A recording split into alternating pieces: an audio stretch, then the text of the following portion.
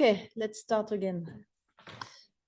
For those who were in Riyadh on the 3rd of December last year, during the One Water Summit, the One Water Summit called for a new water coalition gathering national and local governments, communities, businesses, and funding bodies to support countries in addressing water security challenges. This session will explore how governments can develop ambitious water and sanitation policies and consider avenues for strengthening the WGI contribution to this endeavor. So, Mexico was one of the first countries with which the OECD carried out a water policy dialogue over 10 years ago with very ambitious recommendations to improve multi-level governance and to rethink economic regulation and strengthen river basin management. Bianca Jimenez Cisneros is the ambassador of Mexico to France, but also the former president of the National Water Commission of Mexico. With a new government in place, where do you see Mexico? And its main priorities to strengthen water resilience. Please, the floor is yours. Thank you for the kind invitation, and it's really a pleasure to be here with you. And I'm hesitating of speaking in French or in English, but I think I will go in French because it gives me a pleasure that is very rare to have it here at the OECD. Alors, je vais aller en français. Merci beaucoup, Madame Pompili, pour l'invitation. Ça me fait plaisir de voir beaucoup des amis dans l'eau ici à la salle, mais aussi j'ai reconnu pas mal des amis de l'eau sur les Zoom.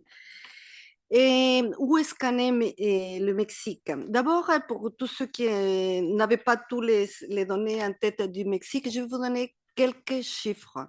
Le Mexique, il a 130 millions d'habitants. Il est la 14e économie du monde.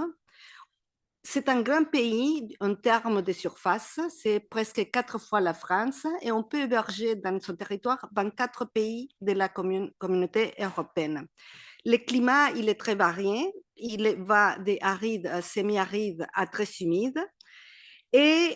Mais il y a d'autres choses que peut-être vous n'avez pas jamais entendues. Nous, on a 69 langues officielles. C'est un pays où les communautés autochtones sont très importantes.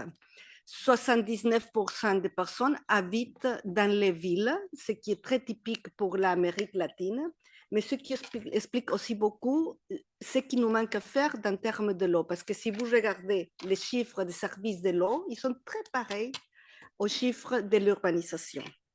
Alors, je vais vous donner 2 exemples de comment faire les choses différemment qui m'est arrivé lors que j'étais directrice de la Commission nationale de l'eau. Et ce sont 2 exemples qui vous montrent que les gens qui viennent en dehors de l'eau, des fois, ils voient mieux les solutions. Et ils sont 2 exemples qui vraiment remettent tout ce qu'on est en train de penser de comment solutionner l'eau. Le premier, c'est un exemple de faire les choses différemment du point de vue économique. Du point de vue économique, normalement, on dit qu'il faut mettre l'argent à la tête et que ça va aller jusqu'aux pauvres. Et le deuxième approche, c'est de donner l'argent aux pauvres et ça va améliorer la situation de tout le monde. Cet exemple, c'était quand j'ai commencé à être la directrice de la Commission nationale de l'eau, il y avait 2 problèmes principaux. Le premier, c'était les services de l'eau aux écoles. Et le deuxième, c'était les communautés autochtones. Je donnerai un autre exemple. Pour les premières, bon, je fais comme tout le monde, je commençais, je dis, on va faire un programme pour mettre de l'eau dans l'école et ça va être la première fois. Je dis tout ce que vous dites là, transparente, qu'on va travailler avec les jumeaux. Et pour ça, je dis, non, tu arrêtes. Non, tu ne fais pas ça. On va faire un programme qui s'appelle l'école est à toi. On va donner l'argent aux parents des familles qui sont à l'école Et eux, ils vont décider s'ils s'achètent des ordinateurs, s'ils donnent à manger à ses enfants, si on fait plus longues les horaires à l'école, parce qu'il y a beaucoup de mères qui ne peuvent pas leur accueillir, ou s'ils mettent de l'eau potable et de l'assainissement. Et tu vas voir que ça va marcher. Je dis, mais ça ne va pas la tête. Je ne dis pas ça, bien sûr. Mais ça marchait. Ça est en train de marcher. C'est les gens, quand les donnent l'argent, eux-mêmes, ils décident ses priorités. Et là où il était plus critique, il a pris sa place et ils sont en train de choisir et de mettre les solutions qu'ils veulent et ils les gèrent. Bien sûr, le gouvernement donne de l'accompagnement. Le deuxième exemple, c'était parce que Assis, elle a dit deux choses qu'il fallait travailler du point de vue économique, ça c'est un exemple, et l'autre c'est du point de vue social. L'autre c'est un exemple qui touche ces côtés-là, et c'est le côté social. Une autre fois, il avait besoin, un jour, il y a le président qui m'arrive, et tu sais, Blanca, il faut aller mettre de l'eau à cette communauté rurale, parce que c'est pas possible. L'eau est à moins de 150 mètres et ils n'ont pas d'eau, je sais. Alors, vous allez voir. Oui, il est à 150 mètres, mais 1500 mètres en dessous. Alors, ça coûte cher. Et ça a pris une analyse plus complète. C'était pour les communautés indigènes. Et c'est ce qu'on a vu, c'est que toutes ces communautés indigènes, on a 5,6 millions de personnes qui habitent dans des communautés avec moins de 249 personnes. Comment est-ce que vous pouvez faire pour donner de l'eau à ces gens? Si en plus, ils sont à 1500 mètres en dessus de l'eau. Pourquoi? Parce qu'on les a chassés. Tous ces gens-là, ils étaient les propriétaires des bons terrains et on les achetait à chasser au pire terrain et c'était en haut. Alors, là, il a commencé un programme pour restituer les territoires à ces communautés et les placer. Et vous voyez, c'est pas l'eau, c'est pas bon, c'est une solution individuelle, il faut mettre ceci. Non, non, il faut utiliser l'énergie solaire. Non. C'était vraiment un problème de justice.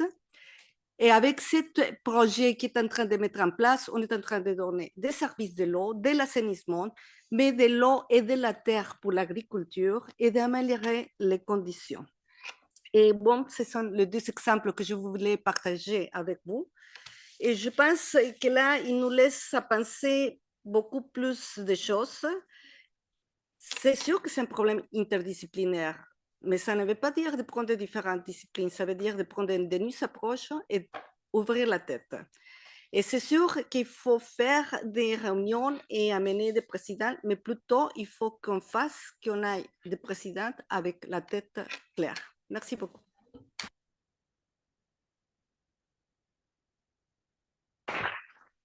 J'aime bien un président avec la tête claire. J'aime beaucoup l'expression, on va la garder. Merci beaucoup, chère Bianca, pour ces exemples très concrets. Et on a besoin aussi d'avoir ces retours concrets pour pouvoir imaginer comment on organise la mise en œuvre de ce qu'on veut faire tous ensemble. Merci beaucoup. L'eau fait également la une de l'actualité en France en raison de la fréquence croissante des inondations, et nous en avons encore en ce moment dans l'ouest de la France, des sécheresses, mais aussi de la pollution de l'eau. Marie-Laure Métayer, vous êtes adjointe à la directrice de l'eau et de la biodiversité au ministère de la Transition écologique, que j'ai eu l'honneur de très bien connaître. Le gouvernement français a récemment annoncé une grande conférence pour célébrer les 60 ans de la politique française de l'eau. Quel bilan tirez-vous des principales avancées et quelles sont les priorités à fixer pour l'avenir, notamment pour trouver un équilibre entre la préservation écologique et l'impérieuse nécessité d'assurer l'accès à l'eau pour tous, et je rajouterai aussi, et pour toutes les activités toutes les activités économiques qu'on veut mettre en place en France. Vous avez la parole. Le micro. Merci beaucoup. Tout d'abord, je remercie très, très vivement la Water Governance Initiative pour cette invitation. C'est un honneur de pouvoir prendre la parole aujourd'hui pour partager avec vous la vision et les priorités de la France face aux défis croissants liés à l'eau, dont le grand cycle est profondément perturbé à toutes les échelles de territoire et à tous les coins du pays, puisque la France est particulièrement impactée. On a vécu un épisode en 2022 de sécheresse extrême qui nous a mis face à nos défis, avec la volonté de pouvoir construire une stratégie résiliente qui s'appuie sur une gestion à l'échelle des bassins, puisque, vous le savez peut-être, la France est extrêmement attachée à cette gestion à l'échelle des bassins, qui permet de prendre en compte la réalité hydrographique des territoires. Nous avons fêté, vous l'avez évoqué, Madame la Présidente, donc nous avons fêté en décembre dernier les 60 ans de la mise en place de cette gouvernance de l'eau qui repose sur la gestion intégrée et concertée de la ressource en eau par bassin hydrographique. C'est un modèle extrêmement important puisqu'il place la concertation, la planification, mais également le financement, donc à l'échelle des bassins versants, au cœur de la gouvernance de l'eau. Ça a été évoqué par Madame l'ambassadrice, le fait que les bassins décident en matière de financement de ce qu'ils vont chercher comme redevance pour pouvoir ensuite décider eux-mêmes de leur programme d'intervention et de la manière dont ils vont utiliser cet argent est un gage d'efficacité de cette politique publique depuis 60 ans. Donc, cette approche, elle a été renforcée par le plan national de l'eau qui est sorti en 2023 et qui a défini une feuille de route ambitieuse pour répondre aux défis du changement climatique et des tensions sur la ressource, répondre de manière structurelle et également en matière d'amélioration de la gestion de crise. Ça faisait écho, comme je l'indiquais, à une très grande crise de la sécheresse que nous avions connue en 2022. Donc, un premier objectif de ce plan, c'était la sobriété en eau pour tous les acteurs, pour tous les usages, avec un objectif de réduire de 10% l'eau prélevée d'ici 2030. Deuxième objectif structurant de ce plan eau, c'est l'optimisation de la disponibilité de la ressource en boostant la réutilisation des eaux usées traitées, avec pour objectif de multiplier cette pratique par 10 d'ici 2030 et en sécurisant également l'approvisionnement en eau potable, en réduisant les fuites, avec un objectif de diminuer ces fuites de 25% d'ici 2030.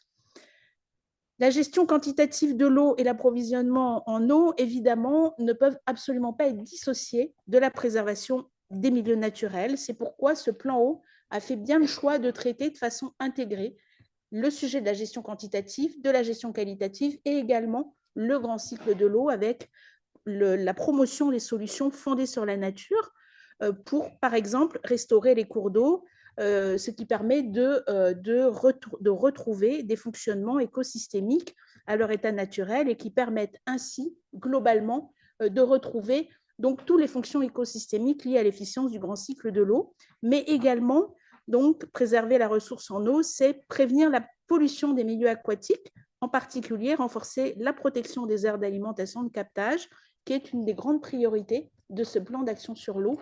Encore une fois, la logique étant la quantité et la qualité de l'eau sont intimement liées. Lorsque la quantité d'eau baisse dans les eaux souterraines, la pollution, le niveau de pollution augmente avec une concentration des micropolluants qui augmente. Ce sont des sujets qui sont intimement liés. Également, bien sûr, ce plan s'attache aux coopérations transfrontalières qui sont essentielles pour partager nos bonnes pratiques, apprendre de vos expériences. Je crois qu'on a eu un formidable exemple précédemment, et pour développer ensemble des solutions adaptées à nos contextes respectifs. C'est ensemble que nous pourrons repenser nos usages, renforcer nos gouvernances, garantir un avenir durable pour l'eau, cette ressource étant vitale. Donc voilà, je pense que j'ai essayé d'être le plus synthétique possible. Quand on parle de ce sujet, je pense qu'on a du mal effectivement à le circonscrire. Je vous remercie en tout cas donc pour votre attention, me réjouis des échanges qui nourriront nos ambitions communes pour une gouvernance de l'eau plus résiliente et plus sobre.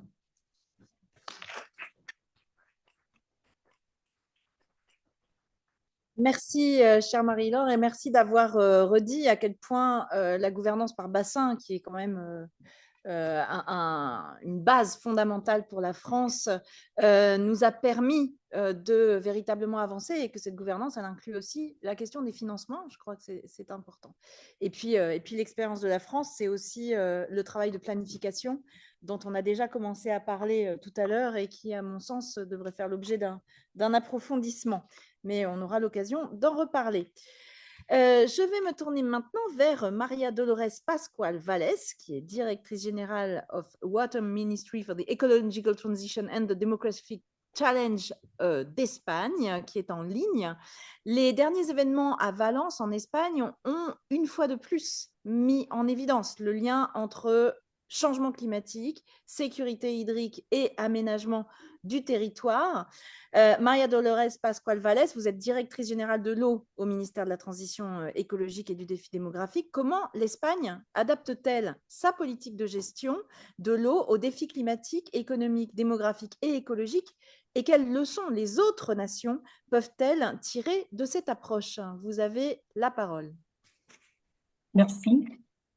Bonjour à tous. Tout d'abord, je voudrais remercier l'OCDE pour l'invitation à participer à cette session. Je vous remercie l'occasion de partager avec tous et ici l'expérience de l'Espagne dans la gestion de ses ressources et la possibilité de montrer les lignes principales de la politique espagnole autour de l'eau.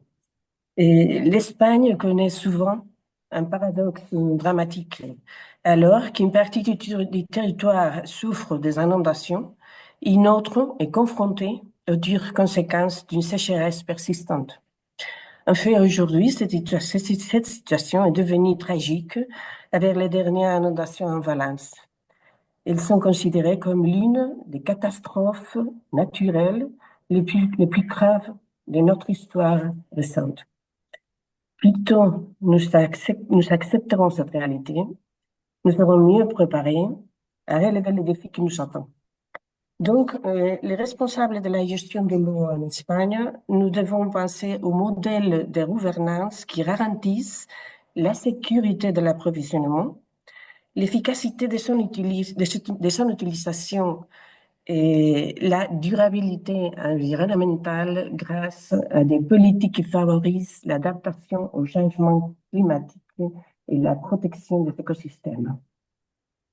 En Espagne, notre expérience en matière de gestion de l'eau nous a permis de développer un modèle d'organisation basé sur la gestion de bassins hydrographiques avec ce que nous appelons confederaciones hidrográficas. Elles appliquent le principe de la gestion intégrée des ressources en eau et ce modèle a été reconnu internationalement pour son efficacité. Précisément, 2026 sera l'année du centenaire de cette idée qui a été reproduite dans un grand nombre de pays par tout le monde. En plus de autres principes de gestion en Espagne sont les principes de planification hydrologique appliqués en Espagne même avant la directive sur l'eau de l'Union européenne et le principe de participation publique. Un événement décisif dans la politique espagnole a été l'approbation récente de la première loi sur le changement climatique et la transition énergétique. Cette loi oblige à intégrer les risques climatiques dans la planification hydrologique et demande au gouvernement l'approbation d'une stratégie de l'eau pour la transition hydrologique. Les grandes lignes de cette stratégie peuvent être résumées comme suit. D'une part, l'Espagne a un objectif fondamental en tant que pays au climat sec, qui est celui de garantir l'approvisionnement, ce qui nous oblige, premièrement, développer et améliorer l'utilisation des ressources non conventionnelles, telles que le dessalement et la réutilisation. Dans ce domaine, l'Espagne est à la tête d'un processus de connaissance et d'innovation technologique, ainsi que des normes réglementaires qui peuvent peut-être servir de référence aux États confrontés à des problèmes similaires.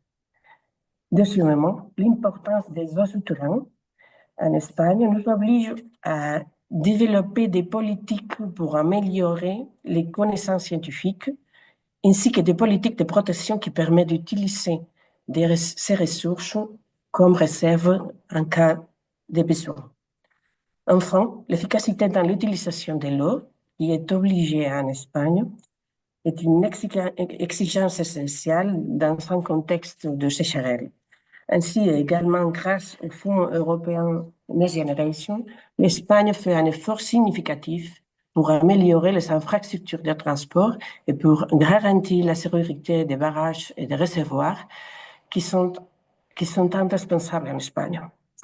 D'autre part, nos activités socio-économiques doivent être basées sur des écosystèmes hydriques sains.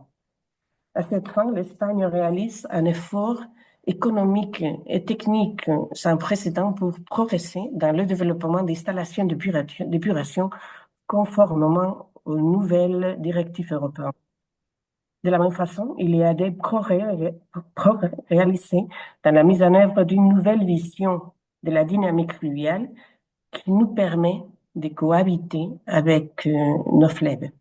Pour y parvenir, nous restaurons nos rivières, leur habitat et leur biodiversité et tentons d'assurer leur fonctionnalité. Et finalement, nous sommes convaincus qu'en raison de notre climat et de notre géographie, les risques liés à l'eau sont énormes. Comme j'ai déjà dit, nous pouvons voir en montant les inondations à Valence, Badajoz ou Malaga en octobre de l'année dernière et de vastes régions en Espagne en situation de stress. L'Espagne, comme tous les États de l'Union européenne, dispose de la planification des risques d'inondation, dont la question la plus importante pour nous est la coordination de toutes les autorités compétentes. Dans la planification, on cherche, d'une partie, les actions pour défendre la population. D'autre partie, on cherche aussi l'amélioration des systèmes d'information hydrologique, des systèmes d'alerte précoce et des avertissements à la population. Et finalement, on provoque la récupération de l'espace fluvial en tant que mesure basée sur la nature. Face aux inondations, les situations de sécheresse qui se produisent en Espagne nous poussent également à travailler dur. Il s'agit de développer des protocoles d'action basés sur des indicateurs communs pour tous les territoires en Espagne et mesures en fonction de la situation pour les territoires. Mais à côté de ces lignes qui nous mettra avancer dans la transition hydrique, nous ne pouvons pas oublier la nécessaire transition technologique dans laquelle nous sommes actuellement plongés. Et les fonds Next Generation de l'Union européenne ont signifié beaucoup pour nous. L'innovation technologique est tout à fait nécessaire pour le contrôle et l'efficacité. En plus, elle signifie le respect d'une ressource rare en Espagne et une ligne horizontale qui imprègne tous les autres. Et enfin, on ne peut pas oublier le rôle joué par l'eau en la transition énergétique de notre pays. En particulier, nous nous dirigeons vers un nouveau modèle de l'eau et de l'énergie qui nous aide à avancer vers la transition écologique avec des centrales hydrauliques traditionnelles et réversibles, l'utilisation de l'eau pour la génération de nouvelles formes d'énergie et finalement, on travaille pour améliorer l'efficacité énergétique de l'utilisation de l'eau et surtout dans l'irrigation qui est l'utilisation la plus importante en Espagne. En conclusion et en résumé, les initiatives que nous lançons montrent notre vision d'un modèle de gouvernance de l'eau durable, capable de répondre aux demandes actuelles et futures, ainsi que de relever les défis environnementaux et climatiques. Et c'est tout de ma part, et je vous remercie de votre attention. Merci beaucoup à tous.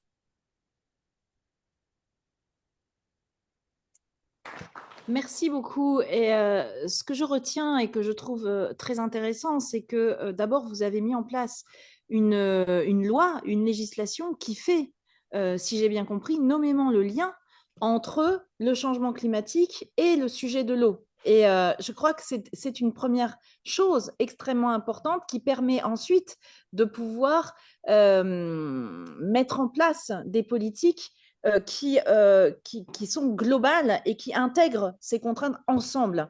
Et quand vous avez mentionné à la fin votre politique énergétique, c'est une illustration absolument parfaite de ce lien absolu entre la lutte contre le changement climatique et la question de la gestion de l'eau, qui ne peuvent plus être gérées séparément. Merci pour cet éclairage très intéressant. Et nous allons maintenant partir à Bogota, et je vais switch in English. The city of Bogota in Colombia is currently facing one of its worst water crises with a historic drought. Natasha Avendano, Daniel, you are the general manager of the Bogota Water and Sewage Company. What is your local strategy to manage water risk, and how do you work with the national government? What are the linkages to move towards a long-term vision for water security facing this specific droughts? Thank you, Madam Chair. Good morning to everybody, and warm salute from the mayor of Bogota, that he was originally invited, but he couldn't come, so he delegated me to attend the meeting.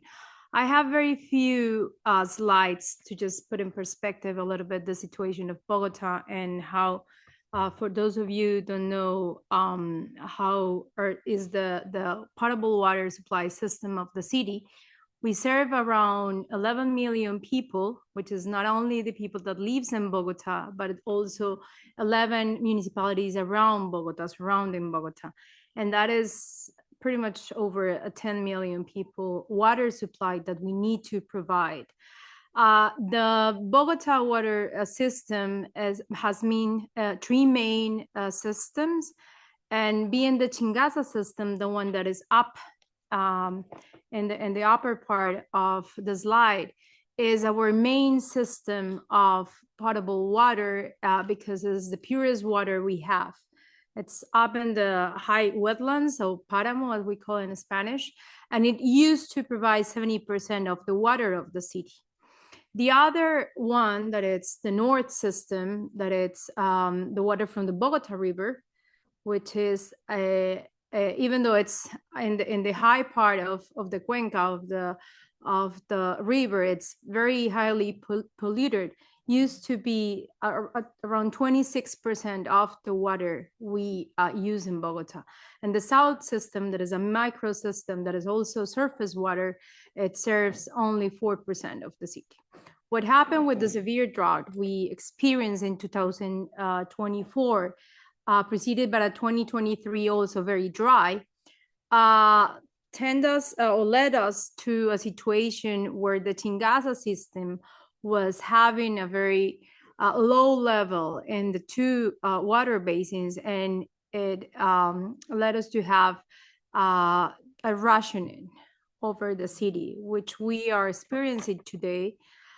We have to shut the water provision every 10 days. We divided the city in 9 different areas, and we cut off the system for 24 hours for each area, and then move to the other one every 10 days. And that's how we managed to help the recovery of the Chingaza system, which is the main system, and it was also a system designed in the 60s. And I'm going to talk really quick about what's the future, the perspective of the system. On the other hand, with the other situation we had to deal was to be able to increase the water that we bring from the north system. We've been improving and upgrading our plant in the north system, and now the north system, which is what you see Tivitok, which is the potable water treatment plant, is now up to almost 50% of the water we provide in the system. So those two measures is what we use in the short term to rebalance the water supply. So bringing down the amount of water from the Chingaza system to about 48%, bringing up the water from the north system to almost 50%, so that we can guarantee the water for the city. Why is it Chingaza important, and why is it different from the North system? Because Chingaza has inflows from many different water hydrological systems, and that's what you see in the chart down there. And it's not only the water that is in the Andean region, but is the water that comes from the Orinoco and from the Amazonian. So it has a different flow, and I also celebrate the introduction of the term of the hydrological cycle, because it has a different hydrological cycle than the other systems. And this system that we have now with the Chusa reservoir, that is the only one in the upper part of the woodland, is an annual regulated system. And so it's short now for the size of Bogota and for the size of the demand, but we also have to think about if this is going to be useful in the future, because the original Chingaza system had 2 reservoirs considered, and only one was built. So that's one of the strategies we're revisiting right now, because it should have been built 12 years ago, or it should have been built 20 years ago. That doesn't matter anymore, because we need to be sure that if we start that process without the environmental implication it has, we will be able to have that as an alternative for the future. And that's mostly for potable water. The strategy is to increase or to revisit the original project that is the was of I was mentioning, and it is called Chingaza Dos. And we are experiencing difficulty trying to convince people or to revisit a project that it's been before not developed because of environmental reasons, but that we think we have to put this in the place of the environmental authority, and with a technical decision that to be made for a future development. In the other side, we have another sustainability measure, and it's our sewerage system. Bogota today only treats 30% of the wastewater we produce.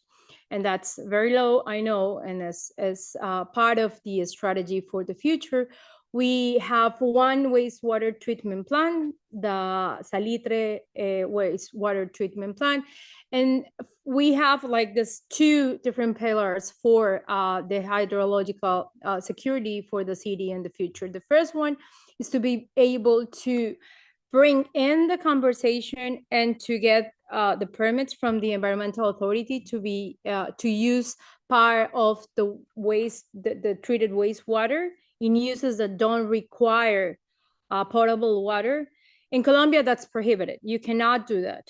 So we've been going through a long way last year, trying to find a way of making that possible and feasible.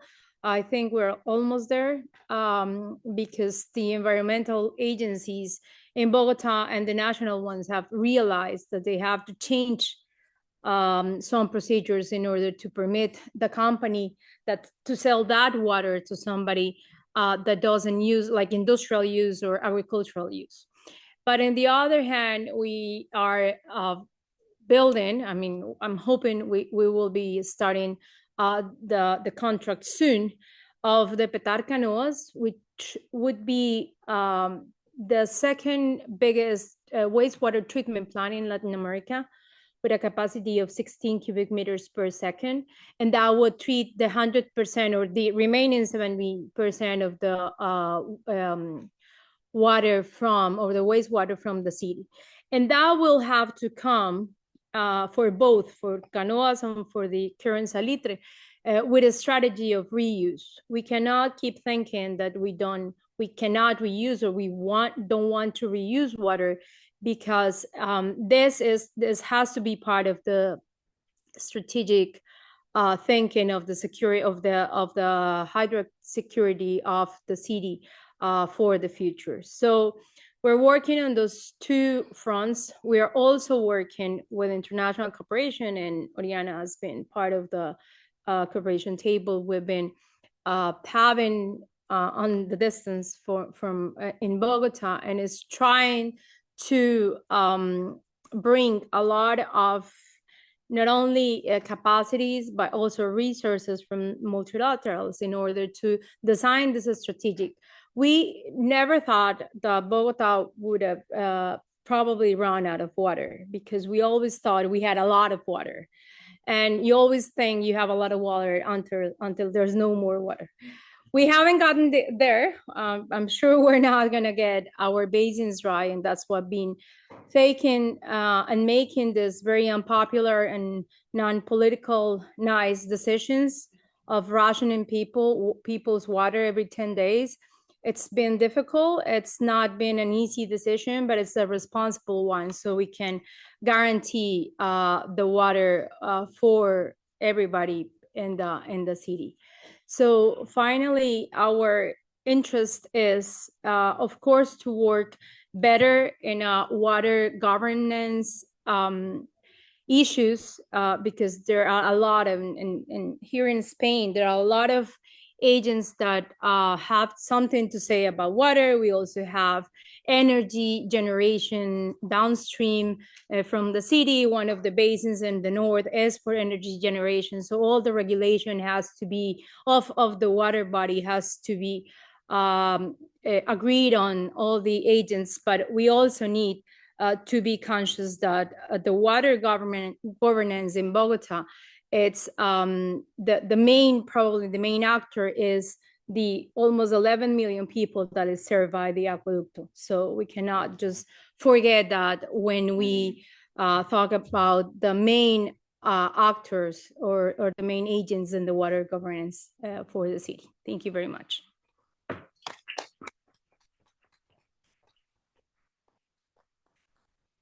Thank you very much. It's very inspiring for us. I think this specific experience, because we have a lot of lessons to learn from your experience. The first one for me, as a French person, is to understand that there is a lot of people until there is a lot of water, until there is no water anymore. And when you face this situation, it's too late.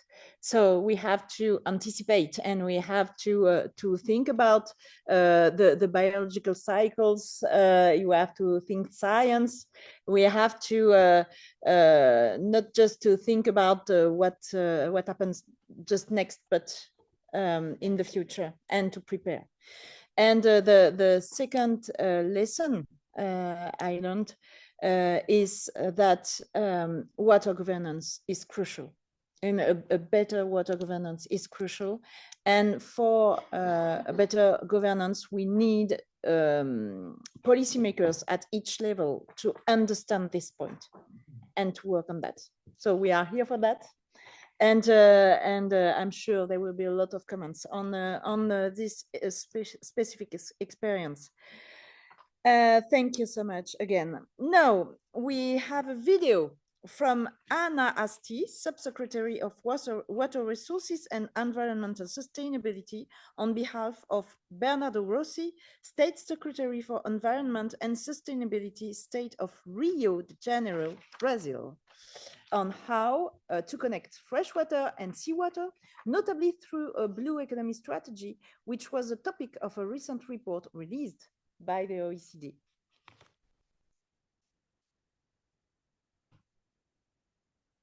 Please go ahead. O Rio de Janeiro vive um momento único e a economia azul está no centro da transformação do Estado. É através do meio ambiente, da qualidade ambiental, da sustentabilidade que a gente vai transformar a região metropolitana do Rio de Janeiro. E a OCDE é um importante parceiro nesse trajeto. Nós realizamos em conjunto um estudo sobre Rio Metrópole Azul, como a nossa região metropolitana pode se tornar uma grande potência da economia azul. E isso é baseado numa grande mudança que a gente fez. Em 2021, fizemos a concessão do saneamento. Atualmente, o serviço de esgotamento sanitário chega só a um pouco mais de 40% da região metropolitana. é uma região com mais de 13 milhões de pessoas e que agrega aqui 75% da população e 75% do produto interno bruto do estado do Rio de Janeiro. A meta da concessão de saneamento é alcançar 90% de toda essa população até 2033. Nesse caminho, nessa trajetória até 2033, a gente sabe que vai nascer uma nova Baía de Guanabara, uma Baía de Guanabara despoluída, uma Baía de Guanabara onde novos setores da economia azul, da economia verde, novos negócios, empreendimentos sustentáveis vão poder surgir. Então, a gente está falando de um turismo azul, baseado na sustentabilidade, a gente está falando de novos esportes náuticos, esportes acontecendo aqui na nossa Bahia, que há tanto tempo não vê a população utilizando. A gente sabe que a população do Rio de Janeiro, em especial dos municípios que vivem no fundeio da Baía de Guanabara, hoje estão de costas para a Baía de Guanabara. E estão de costas porque a Baía está poluída. Então, a transformação ela se dá a partir desse processo de limpeza da Baía de Guanabara. O primeiro grande investimento que vem sendo feito é na reestruturação das unidades de tratamento de esgoto que a gente tem nessa região metropolitana, que passam, então, a operar no seu maior potencial. E todo o sistema de drenagem que passa a ser também renovado. Nesse caminho, a gente tem uma série de comunidades, né? São mais de 700 favelas na região metropolitana do Rio de Janeiro, e essas favelas se tornam um grande desafio de inclusão dessa população nessa metrópole azul. 25% da população vive nessa condição. Então, a gente vem aqui com a OCDE desenvolvendo um estudo que foi realizado durante todo o ano passado, onde se abordou a metodologia da OCDE chamada RISC, que é essa metodologia baseada na resiliência a eventos extremos, às mudanças climáticas, que é uma realidade, né? A perspectiva aqui do estado do Rio de Janeiro é de uma perda até 2100 de 5% do seu território costeiro, e o estado do Rio de Janeiro é a terceira maior costa de estado aqui no Brasil. A gente está falando de 636 quilômetros de costa, onde vive 80% da população do estado. É uma perspectiva de perda pelo estudo da ONU de 5%. Então, além dos eventos extremos, em especial na época do verão, com grandes temporais, alagamento, deslizamento de terra. Então, o capítulo R do RISC, ele é importante nesse aspecto. Depois, a inclusão dessas comunidades de baixa renda, das comunidades vulneráveis, também dos grupos de pescadores, marisqueiras, grupos que trabalham dentro de uma lógica tradicional, artesanal, para a gente poder trabalhar os povos artesanais dentro dessa perspectiva, dessa nova economia azul que nasce na região metropolitana. Além disso, a sustentabilidade e a circularidade, trabalhar as cadeias produtivas dentro de uma lógica de uma cadeia ser um produto, desenvolver um coproduto para a próxima cadeia dentro da possibilidade da economia azul. E aí surge biotecnologia, o setor farmacêutico se desenvolvendo, para a medicina. A gente sabe que a cada investimento que a gente faz de R$1 no saneamento, a gente pode ter uma economia de R$4 no setor da saúde. Então, é um ganho econômico muito grande, uma perspectiva de pelo menos um ganho aí de 25 bilhões de reais nos próximos 20 anos, se a gente realmente manter e lograr a qualidade ambiental e a despoluição da Baía de Guanabara e da região costeira metropolitana, onde está, enfim, mais uma vez, a maior parte da nossa população. Então, eu quero agradecer muito essa oportunidade de estar contando um pouquinho para vocês da realidade aqui da região metropolitana, da nossa metrópole azul. É um trabalho de 10 anos pela frente. O estudo da OCDE traz 6 grandes recomendações, inclusive algumas como, por exemplo, o desenvolvimento da literacia oceânica, trabalhar as escolas azuis, educação em economia azul, a gente trabalhar a criação de um fundo azul para a Baía de Guanabara, um observatório lastreado em indicadores e informação científica que possa ser transparente e acessível para as universidades, acessível para os municípios aqui da região metropolitana, são 17 municípios, que possa estar disponível para os organismos internacionais, para a iniciativa privada. Tem uma série de recomendações, e essas recomendações elas agregam muito valor e são a base do nosso planejamento estratégico da economia azul do Estado do Rio de Janeiro, agora para os próximos 10 anos. Então, o Rio está aberto. Agradecer e deixar um enorme abraço, né, do nosso secretário, Bernardo Rossi. O Rio está aberto para dialogar, para conhecer outras experiências e para aprender com as experiências que estão sendo compartilhadas nesse evento da OCDE. Deixar um abraço muito grande e agradecer a possibilidade de estar compartilhando com todos.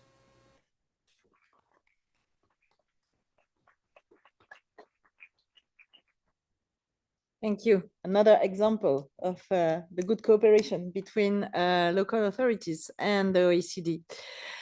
Let me now conclude with Emilia Says, Secretary General of United Cities and Local Government, UCLG, a leading advocate for shared responsibility in raising the political profile of water globally. Emilia, what is your take on what you have heard so far, and what collaborative mechanisms can UCLG offer to bridge the gap between local initiatives and global water governance frameworks? Please, the floor is yours. Well, thank you very much, Barbara, Cisa, and everyone. In this complex world that we are in, when you turn on the TV and you hear so many difficult things that are going on, I am learning to really love my job because it gets me to places like that, like this one, and it looks like there is sensible people talking about real important things. And so with that breath of fresh air, I am very grateful to be in this meeting today. And I want to share with you the perspective from this global local perspective that I represent, a very broad organization, very diverse organizations with membership all over the world, literally all over the world, over 250,000 members. And as you can imagine, the realities are very different. There is no single member that I talk to that does not talk about water nowadays. No single mayor, councillor that doesn't talk about water. And the reality is that in this urbanized world that we are in, informality is over 40% of our reality. And so around that, right? It varies, okay? So if you go to East Asia, it will be 28%, but still 28%, right? And if you go to South Asia, it's 35%, and you go to Latin America, it's around 21%. It's a lot of informality. In that informality, you don't have water management, you don't have sanitation, you don't have these things, okay? So, I mean, when you hear the stress that the city of Bogota is going through with the challenges that they have presented, but they still have the capacity to actually manage somehow those challenges. There is a part of Latin America that doesn't even have that capacity, because there are parts that are simply, there is no infrastructure, not at all. There has never been infrastructure. Other parts of the world where infrastructure is extremely old, and even cities like Bogota, most of the cities are dealing with such old infrastructure that they are wasting a lot of water. And that is a very big problem. So it's important to realize that this urban era is still an era of informality, both from the employment side, but also from the infrastructure side. And it's important to talk about that when we want to change the perspective of governance, right? Of what we are dealing with. Well, first of all, this group is trying to change the perspective on governance and trying to turn the water discussion into a commons discussion. Which is not a resource anymore. It's a common that we need to protect. And that is something that my organization really identifies very much with, because we want to raise awareness. It is a little bit the second part of your question already. We want to raise awareness of our membership, of the role that they have as sentinels of the commons, even if they don't have the competence over that common. Because another reality in the world is that a very big part of the water is privatized. So neither local governments nor national governments have actual power to manage the water. That's also a reality that what we don't usually talk about, but it's very, very real. In many parts of the world, in Asia certainly, but also in Latin America. And so what our membership has been dealing with for the last for the last decade is a very, very big processes of remunicipalization, where they were able to do that in not many places, but also trying to get a different relation to the management of the water. I mean, it's not every private initiative is bad, or every private management is bad. It's not about bad or good. It's about the capacity that the public sector, that the people have to decide about water. In particular now, where water is connected to so many other things. And that's the second part of the big gap that we're trying to fill up. Water is not about drinking. It's very important. It's a human right. If we don't drink, we die. But it is a very important part of our society. I mean, I've just come back from Ecuador 1 day ago on Sunday, and they have gone through important power cuts, 14-hour power cuts, because it didn't rain in Cuenca. And the whole country had power cuts for 15 hours in a row, right? And so it has become a very important issue, where our membership, local and regional governments in different parts of the world, are very concerned with it. They are incumbent in it. They need to take care of this. On the other hand, they don't have the competency about it. So that the struggle between the competence and the important role that local governments play to have the community involved in decision making, I think is very important for this group. We have come to a point where we might need to think that legislation is not enough. So it's not about multilateralism, it's not about multi-level, it's about community awareness raising, community decision making, because in places like Cuenca in Ecuador, where I was just a few days ago, their challenge is to understand that future generations will need to deal with water in a truly different way. And that means mining will need to be stopped if their ecosystem, the hydraulic system, is to be saved. And obviously the municipality of Cuenca has no competence over that, but they know that that is the reality. So you see here that connection between the different competencies that local governments have and the different parts of the development agenda. And I very much agree with the point that Gerard made about the sustainable development goals. Sustainable development goals are a common language that are allowing us to make connections in a way we never did before. And that is the type of gap that we are trying to fill up, obviously by facilitating learning among peers, but also by trying to influence this kind of discussion and raising awareness about the fact that water in Chile is owned by the pension funds of teachers in Canada. That's the reality of Valparaiso. Their water future is in the hands of the teachers in Canada that are great people that have been working their whole life. I mean, nothing against the pension fund. I hope it remains very strong.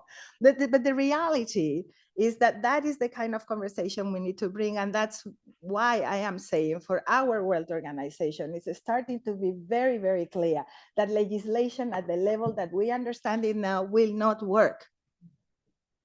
And that's the kind of awareness we need to raise in this group, but also among our own membership, because local governments need to talk with each other. A second factor that is very, very important is trans-border cooperation.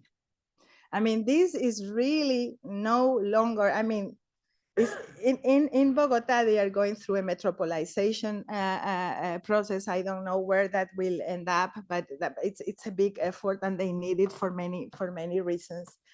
But it's not even about surrounding cities or national boundaries. It's about transnational boundaries, right?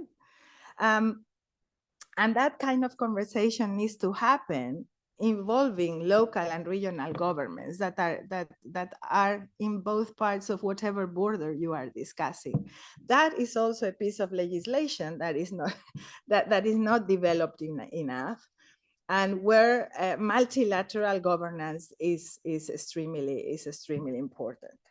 And thirdly, I have mentioned it a bit already, is community-based decision-making. It's not only about participatory democracy, but it's about raising awareness of how important community knowledge is and where the priorities of communities need to lie.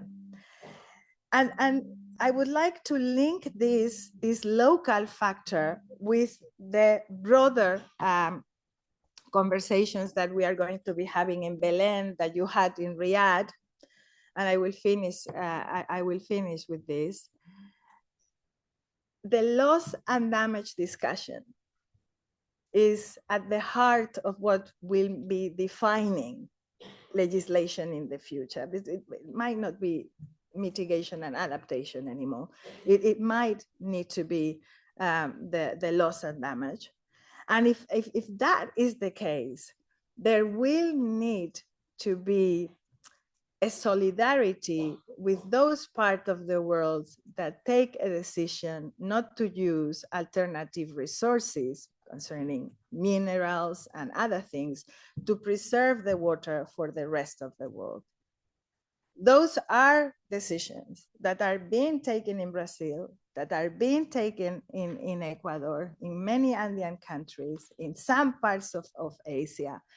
And the world is not reacting with one single voice to that. And mayors around the world are starting to realize that they will need to gather in one single voice, because otherwise they will not be able to service their community. So you see the very local decisions that are taken, and Cuenca is one of those examples. I stick to it because it's just very easy to understand. They are trying to fight national governments not to have mining taking place in the park where the water is produced, let's say. And they had a lot of opposition from national governments, while the whole of Ecuador is dependent on that water, and they have been for the past month. So you see, I mean, that kind of local situation and the link with global decision-making and global governance is becoming extremely important. One thing is sure, we will not be able to detach communities from decision-making, because all the membership of UCLG is already implementing water cuts or water saving in some form of shape, and water reutilization. So from our perspective, changing the conversation like we're doing here, from resource to commons that you need to protect, the issue of where are the limitations of privatization towards public policy making, and the transboundary type of decision are going to be very critical issues for the future. But you need to factor in the solidarity aspect of decision making that I think we will see coming up strongly in Belém, and I hope also in the UN Water Conference next year. So thank you for the opportunity, and I'm looking forward to further discussion.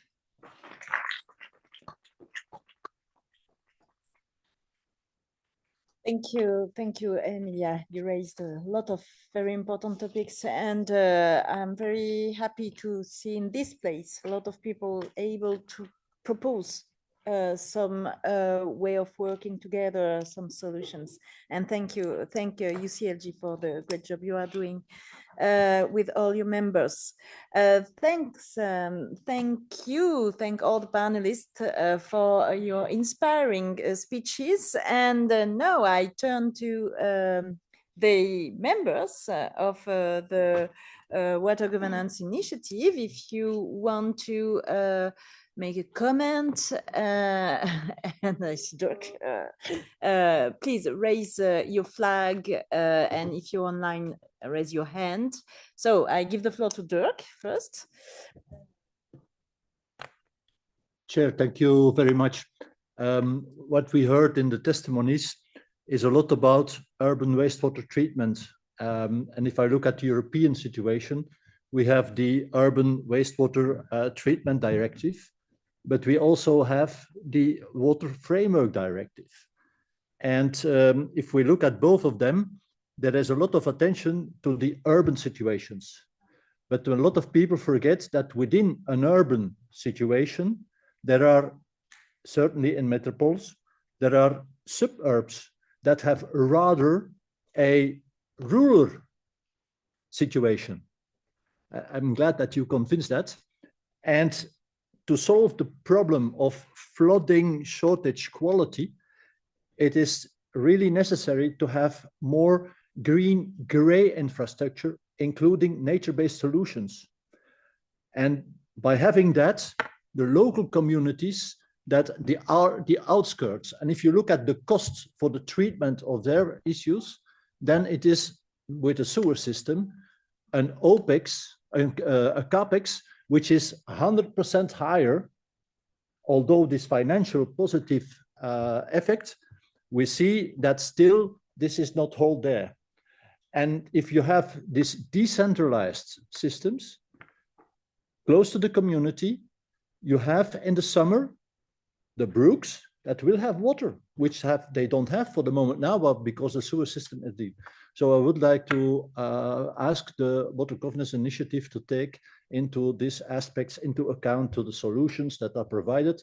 And this will need really local support because these people are depending on the large sewer system and they don't have the finances. And the second aspect is that with this kind of solutions, the public-private partnerships are have a lot of potential in this.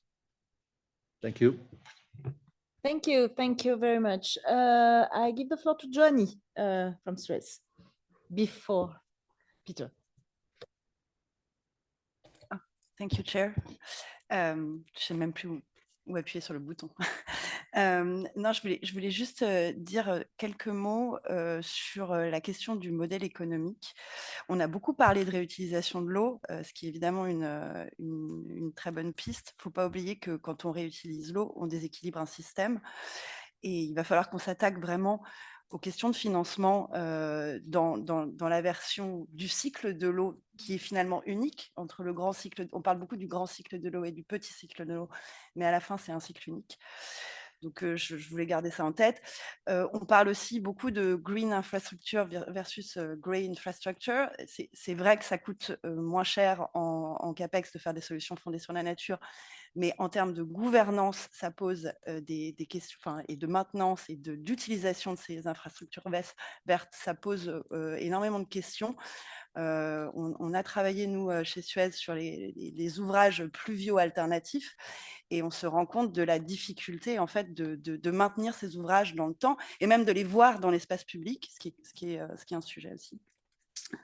Et je voulais parler aussi, toujours dans la question du financement, il faudra qu'on se pose la question de comment on applique vraiment un principe pollueur-payeur à plusieurs décennies de délai, puisque aujourd'hui, on paye ce que les pollueurs d'il y a 10, 20, 30 ans ont mis sur le marché. Et c'est bien joli de parler de principe pollueur-payeur, mais comment on fait pour l'appliquer aujourd'hui, maintenant et demain? Voilà.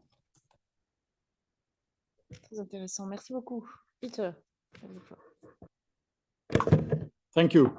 Well, I think there are 3 points that I would briefly like to make. Firstly is to make a link to the first session. We talked about the Sustainable Development Goals in the last session and the need to make sure that they are respected as being on an equal footing, all 17 goals. I think one of the challenges that national and subnational water authorities are faced with is that politicians have had the idea to declare certain issues as overriding public priorities. And I think that one, for reasons of short-term logic, and I think one needs to insist on the equality of all 17 sustainable development goals in national and subnational water management. The other point that I would like to raise here is one that Emilia raised about responsibilities and competences of local authority. I think there's a real problem of mismatch here, both because the local authorities, it may be factors outside their local authority that is creating the problems that they need to solve. So there's this kind of issue, but there's also another issue is that solutions require finance, and that the local authorities very often do not have access to the financial levers. I think this is something that needs to be highlighted. Finally, we heard especially from Mexico about the situation of small communities around.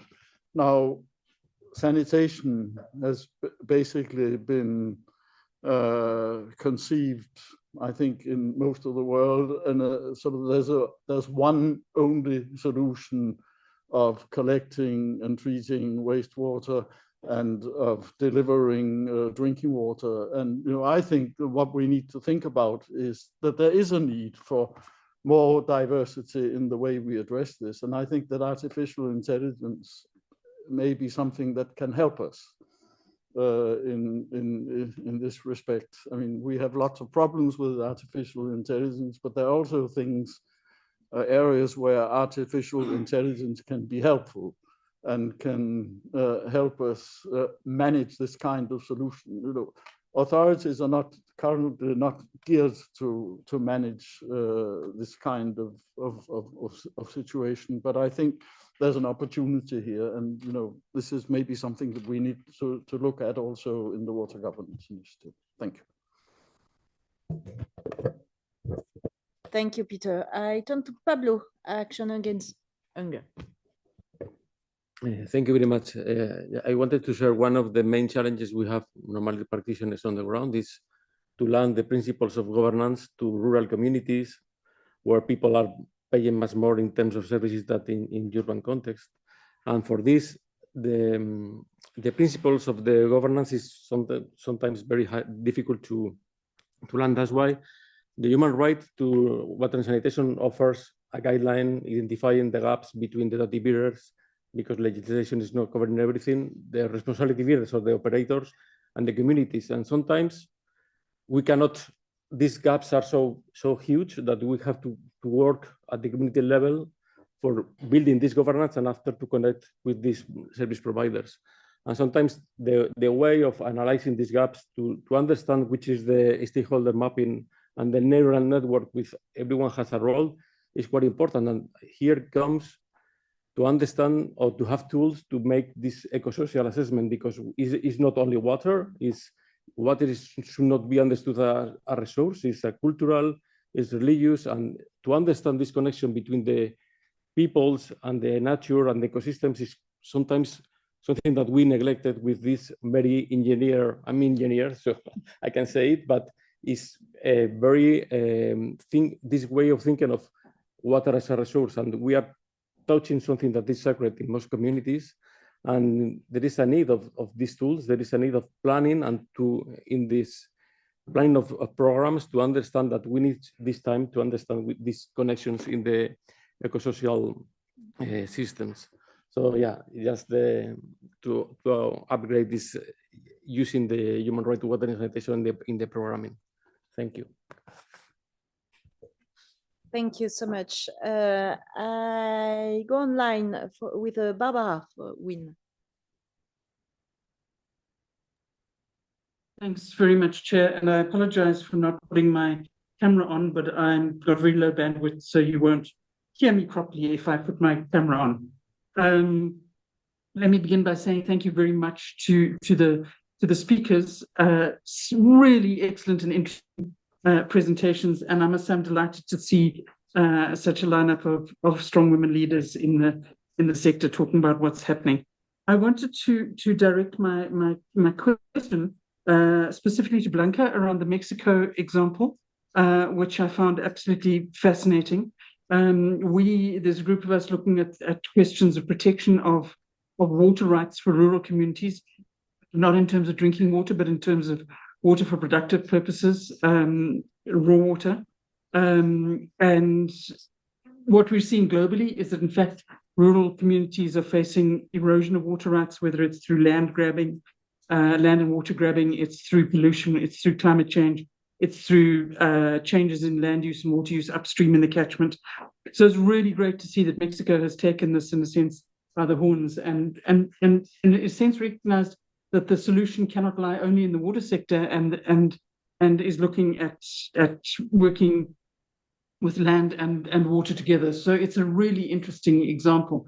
I wanted to ask whether what kind of role civil society has played in this process. Was this purely a government-driven process, or was there major involvement of civil society in it?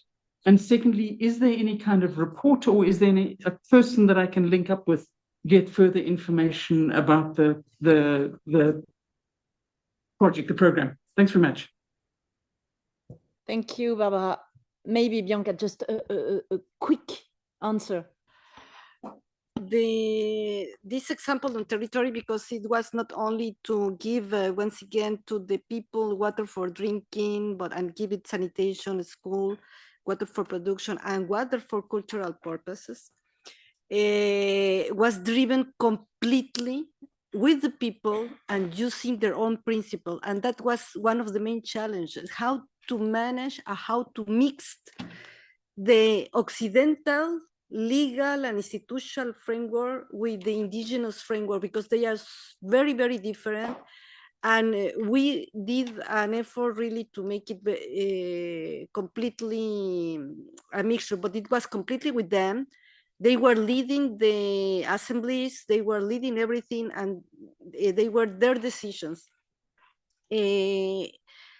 Unfortunately, nothing is written yet. Maybe that's one thing that OECD could help to try to document all these new approaches. And as well, the one on economy, because this story of economy is really seeing the things very, very differently as well. Thank you. And hi, Barbara. Thank you so much. Linda. I would like to talk to Natasha. Is that your name? From Bogota. It's interesting, this idea that we live in a place where you don't expect something to happen and then it happens. So you have Los Angeles, you have fires, terrible. You have snow in Florida, you have snow in New Orleans. So there are this reality that we are suddenly experiencing such shifts in behavior. Your description was so beautiful about how the water works in Bogota, and it seems like a natural for a film. And I use film as a tool, everybody knows that, but you have good filmmakers in Colombia, and in a way to push the subject further, to talk about the catastrophe that exists by rationing water in a place you never thought you would have to, and at the same time, reuse of water. So you could promote those two ideas together, make people aware that people are aware of them, and at the same time push the policy idea through the film about reusing water is a good idea and other people do it and it's successful. So I just want to inspire you to think about using short film as a tool to educate people, and then you have it to share with young people and school children, and to share the sympathy we all feel for your experience in Bogota. Thank you very much. Oh. So let's talk about it later. Thank you. I give the floor to Kevin, Open University. Thank you, Chair. From all of the presentations so far this morning, I hear there are things that they're all referring to. It's the need to be systemic, both in terms of people, biodiversity, climate change, etc. There's a need to be integrated across the different sectors, across industry, agriculture, but also across scale and across time and across values of the different communities that are experiencing water issues. There's also a need for action based on sort of understanding how communities shape and are shaped by water. Now, all of these things, these words I've used, systemic, integrated action, are not words that we tend to associate with the water industry or the water sector. We've kind of lost or never had or have taken a different type of language when we talked about water. And quite a few presenters this morning are saying we need to talk about water differently. I think that's absolutely true. So the question for the Water Governance Initiative is, to what extent are we able to change the language of water? Because as Maturana says, we live in language, no more so in here where some of you are listening to me in French and some of you are listening to me in English. We need to change the language of water and how we describe water and how we experience water. Okay, yes, and to speak the same language too on water. Thank you so much. We go online with Virginie. Merci beaucoup à l'OCDE et à l'initiative de gouvernance de l'eau pour organiser cette réunion.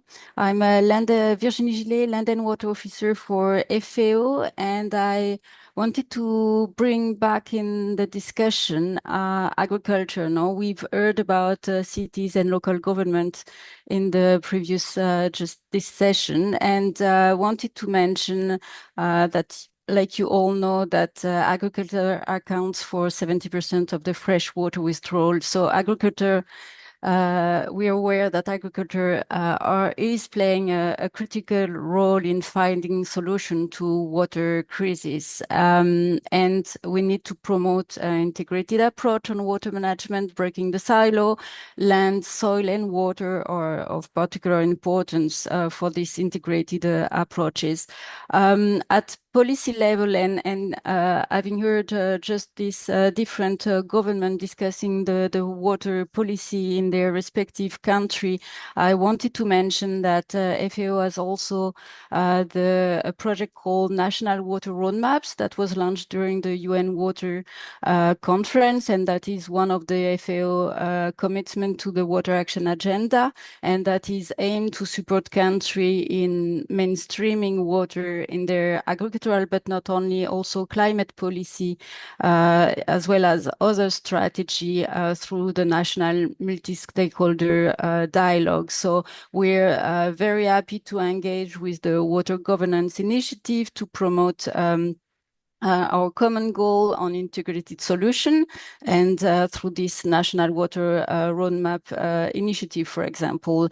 We also have another commitment, which is on a global dialogue on water tenure, which is, I think, very relevant, and I hope for the discussion, and I hope we will have more time to present it later on. But I would like to also finalize this contribution with a mention to coordination. No, FAO is one of the UN agency that is now contributing to the UN system-wide strategy on water and sanitation, and I have seen different colleagues from other UN agency, whether UNESCO or UN Water, that are sitting in room and that can speak of that even better.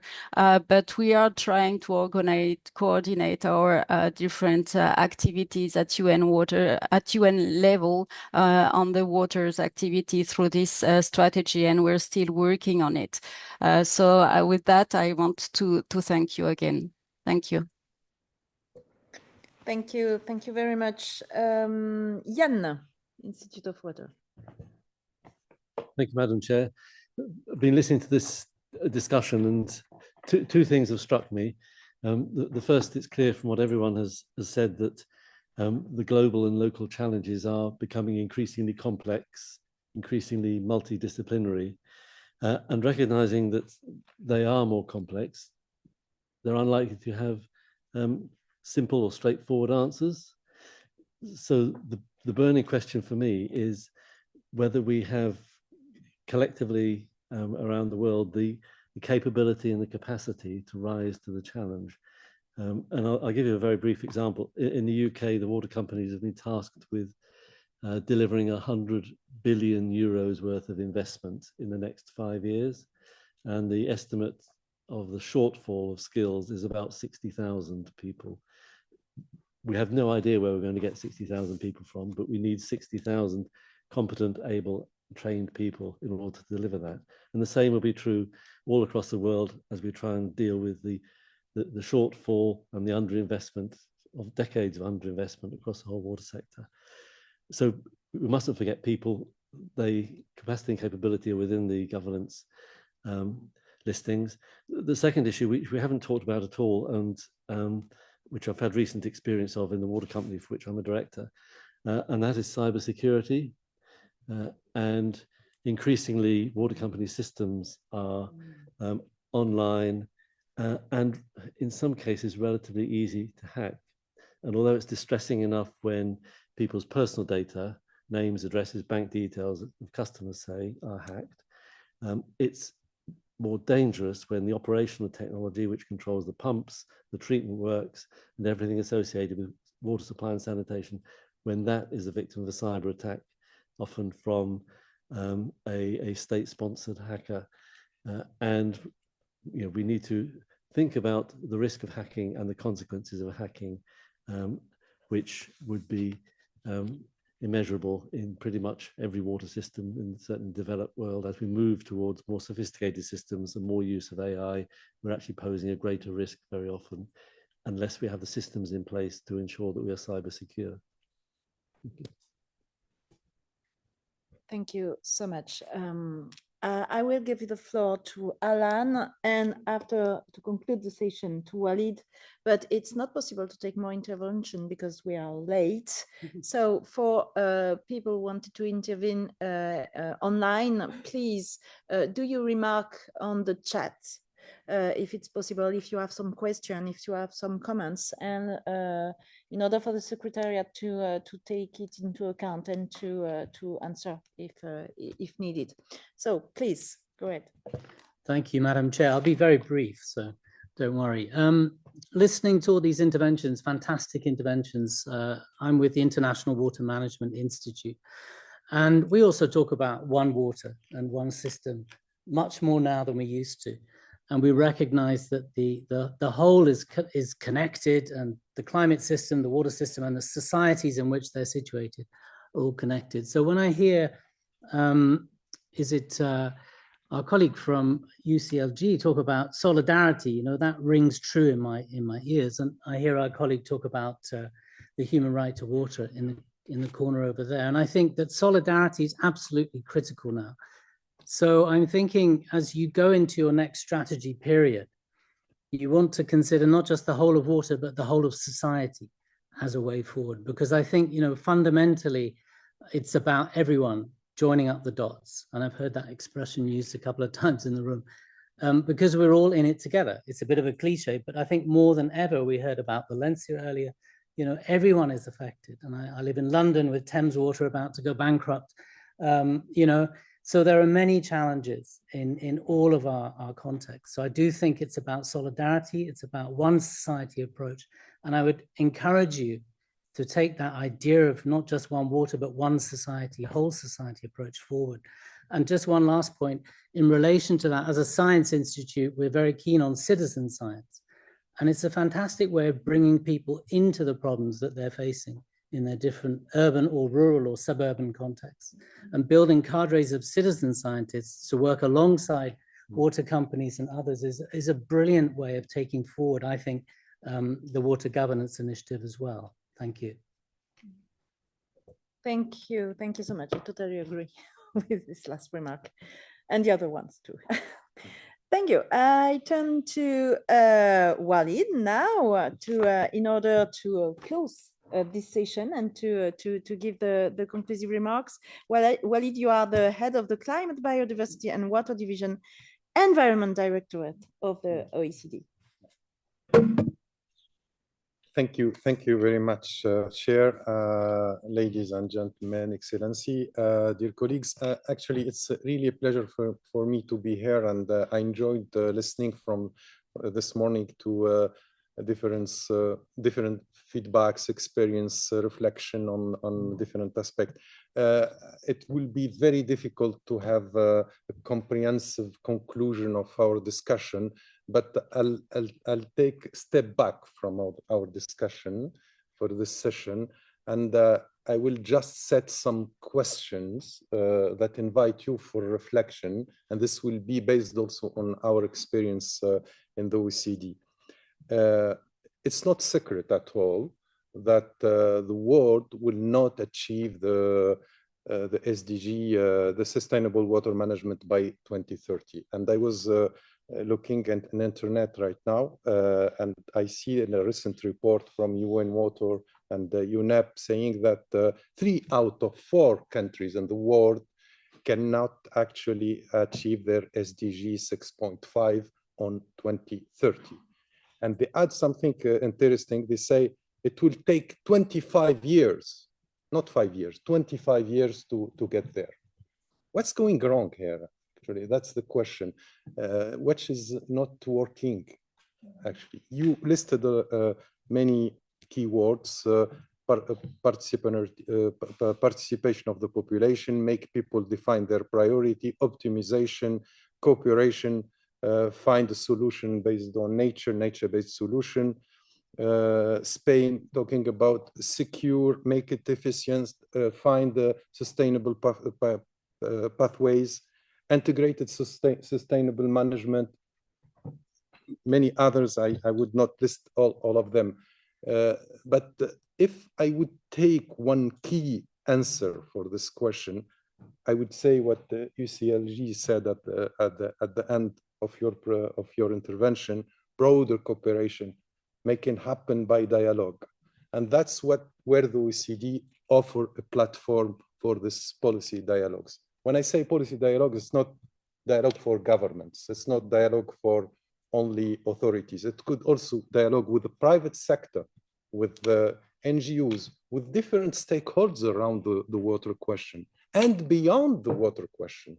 That's more important. That was raised in different. Water is not a question of water community. It's broader than that. And we are lagging beyond this pledges if it comes to SDGs or even financial pledges. And it's in the international community, it's not specific to water, by the way. It happens that I'm also looking to climate aspect, biodiversity, and we are lagging everywhere. So something is going wrong, clearly going wrong, and we have to make this dialogue happening at the different levels. Over the 10 last years, the OECD and over 15 countries, we supported policy reforms on water through what we call the national policy dialogues.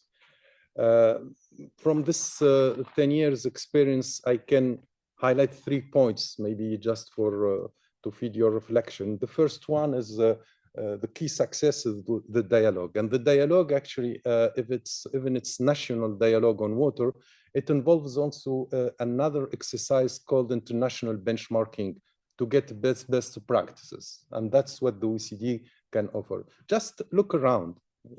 There's other countries are implementing policies.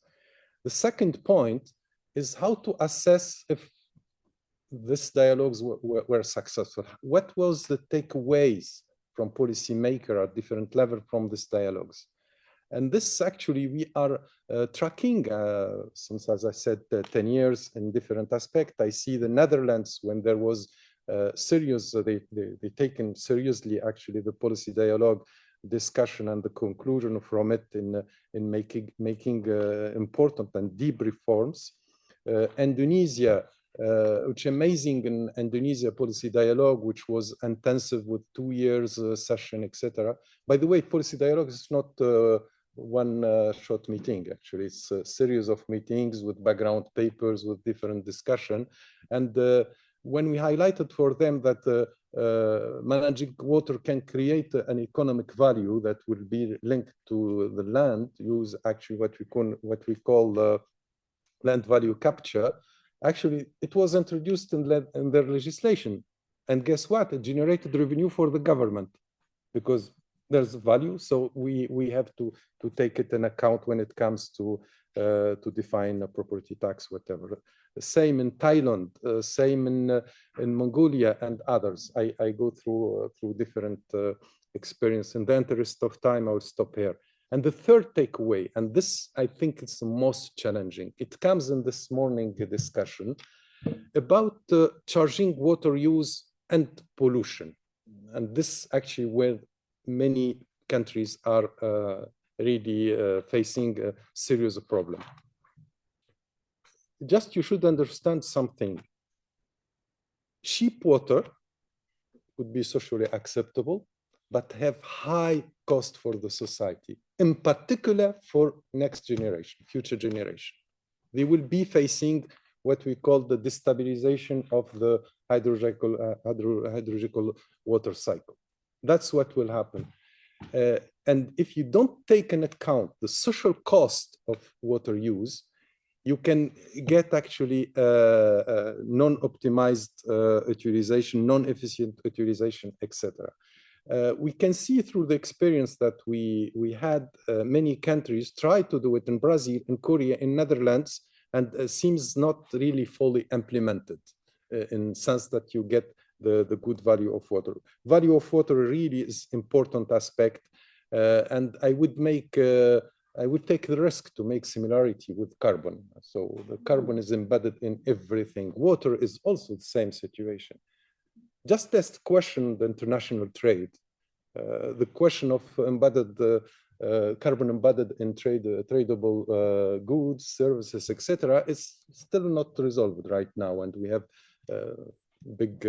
many rounds of discussion in UNFCCC and WTO, and it's not resolved. But water is the same situation.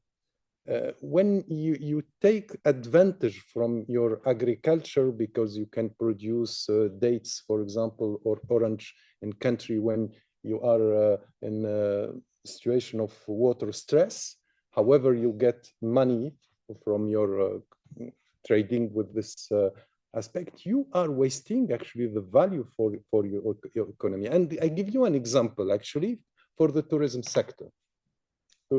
When you can get attraction because you can offer to many visitors nice landscape, sea landscape. However, you don't have water. However, you should make it pools for everyone and the green grass, etc. And in the same time, your country is suffering from water scarcity. It's a question of value, and that's what I want to highlight at the end of my conclusion. When you think water, think about its value for the society, not from private use or from any commercial advantage you can take from it. Thank you very much. Thank you. Thank you, Walid. A lot of things to discuss this afternoon and tomorrow and during the lunch, because it's time to eat and I'm very hungry. The lunch break will be held in the chateau, in the Roger Ockrent room. If you don't know where it is, please follow us. And the secretariat in the room will, of course, help you to show the way to this room. We come back at 2:30 for the rest of the program. And I just have to say in French, bon appétit à tout le monde. Et merci aux interprètes. Merci beaucoup.